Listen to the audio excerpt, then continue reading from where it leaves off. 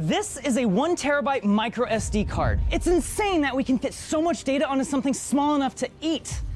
One of the best and longest lasting YouTube channels, Corridor Digital, or more specifically Corridor Crew, their second channel, has one of my favorite series on the platform. The VFX Artist Explains series with Ren Weichman, where he explains different aspects of our universe and planet, gives the average YouTuber a fantastic visual of things we normally can't comprehend. Trust me, this is connected to apologetics, I promise. His videos are great, from the scale of atoms, the power of warships, or the size of Star Wars, to the speed of sound, or the newest edition, the subject of this video, the scale of data. From megabytes to zettabytes, there are many sizes of data, and the scale of them is insane. I mean, come on, look at this. Man, I was really looking forward to chilling at the cruising altitude of the SR-71.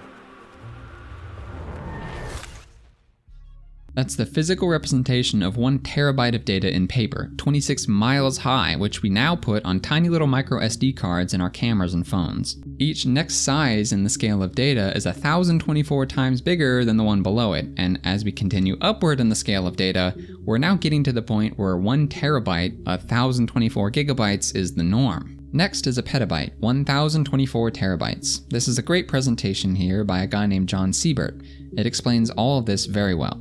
If 1 bit is equal to the size of 1 mitochondrion, then a byte would be the size of a human skin cell, a kilobyte the size of a shrew, a megabyte would be the diameter of the Owens Valley Radio Observatory dish, a gigabyte would be the width of Rhode Island, a terabyte would be the circumference of the Earth, and a petabyte would be roughly the distance between Earth and Venus. As Ren explains, data storage used to not really be very dense, and so it was really large. A single computer could take up a whole room. The IBM 650 was the first mass-market computer, though it was made for businesses or schools, not consumers. IBM produced about 1 per day. That's it.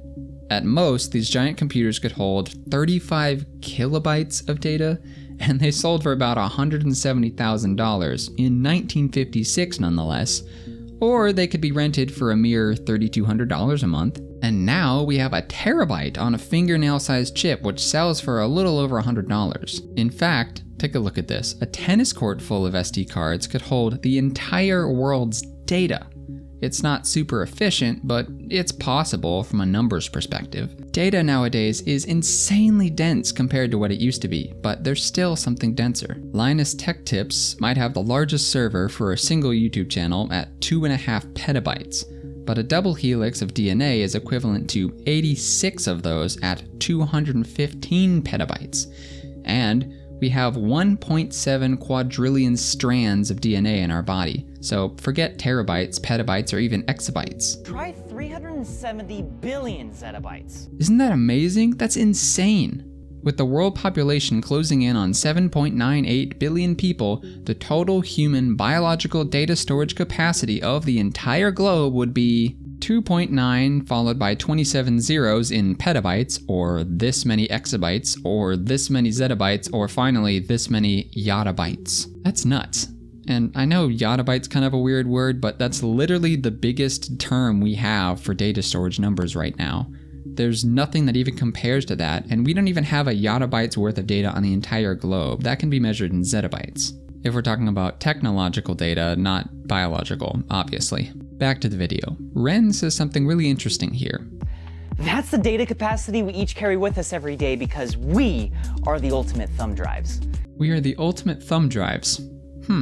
Stop and think about that for a second. Don't let that one just go over your head. We created thumb drives decades ago, and yet we can compare thumb drives in their capacity to store data directly to the human body in terms of storing data. Doesn't it seem reasonable to assume we aren't just the product of atoms bumping into atoms? Maybe we're also carefully designed and made to store data.